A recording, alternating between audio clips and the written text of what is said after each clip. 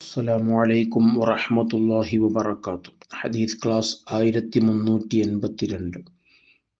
ബഹുമാനപ്പെട്ട ഇമാം തുർമുദി റളിയല്ലാഹു അൻഹു റിപ്പോർട്ട് ചെയ്യുന്ന ഹദീസ്. അൻ ഇബ്നു അബ്ബാസ് റളിയല്ലാഹു അൻഹുമാ, അബ്ദുല്ലാഹി ഇബ്നു അബ്ബാസ് റളിയല്ലാഹു അൻഹുമായി തൊട്ട് നിവേദനം. അന്ന റസൂലുള്ളാഹി സ്വല്ലല്ലാഹു അലൈഹി വസല്ലം, നിശ്ചയം ഹബീബ് സ്വല്ലല്ലാഹു അലൈഹി വസല്ലമ തങ്ങൾ, ബഅസ മുആദ് ഇബ്നു ജബൽ റളിയല്ലാഹു അൻഹു ഇലൽ യമൻ, മുആദ് ഇബ്നു ജബൽ റളിയല്ലാഹു അൻഹുവിനെ യമനിലേക്ക് അയച്ചു.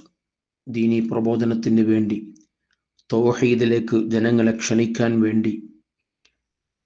മുആദ് ഇബ്നു ജബൽ റളിയല്ലാഹു അൻഹു ഹിജ്റയുടെ 8-ാം വർഷമെന്നും അല്ല 10-ാം വർഷമെന്നൊക്കെ അഭിപ്രായമുണ്ട്.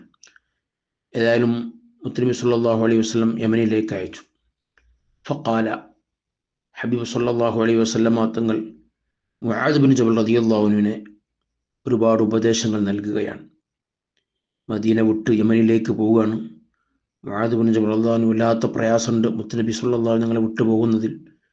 എന്നാലും ദീനി ദഅവത്തിന് വേണ്ടിയാണ്. അവിടുത്തെ കൽപ്പന പ്രകാരം യമനിലേക്ക് നീങ്ങുമ്പോൾ നബി സല്ലല്ലാഹു അലൈഹി വസല്ലം തങ്ങൾ ധാരാളം ഉപദേശങ്ങൾ നൽകി.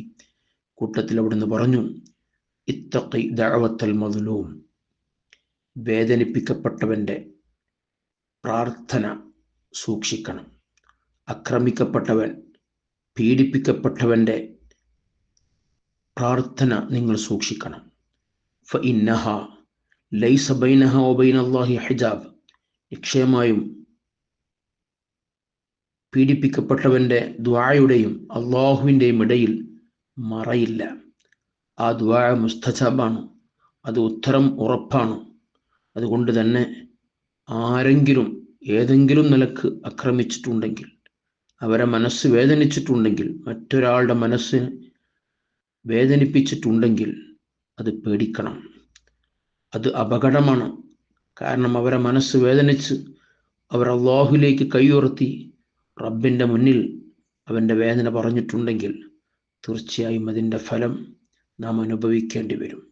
അതുകൊണ്ട് തന്നെ ആക്രമിക്കപ്പെട്ടവൻ്റെ ദുആ സൂക്ഷിക്കണമെന്നാണ് ഹബീബ് സല്ലല്ലാഹു അലൈഹി വസല്ലമ തങ്ങൾ ഈ ഹദീസിലൂടെ പഠിപ്പിക്കുന്നത്. നാം ഒരാളെയും, ഒരു മുഅ്മിനായ മനുഷ്യനെയും നാം കാരണം ഒരു പ്രയാസം ഉണ്ടാകരുത്. അവരെ മനസ്സ് വേദനിക്കരുത്.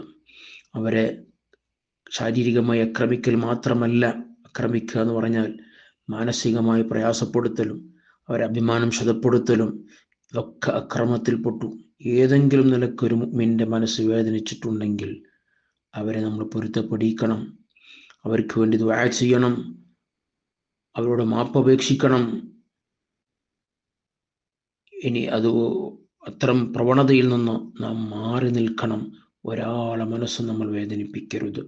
അല്ലാഹു സുബ്ഹാനഹു വ തആല അത്തരം മോശമായ പ്രവൃത്തിയിൽ നിന്നൊക്കെ മാറി നിന്ന് നല്ല ജീവിതം നയിക്കാൻ, തഖ്വയിൽ അധിഷ്ഠിതമായ ജീവിതം നയിക്കാൻ അല്ലാഹു നമുക്കൊക്കെ തൗഫീഖ് നൽകട്ടെ.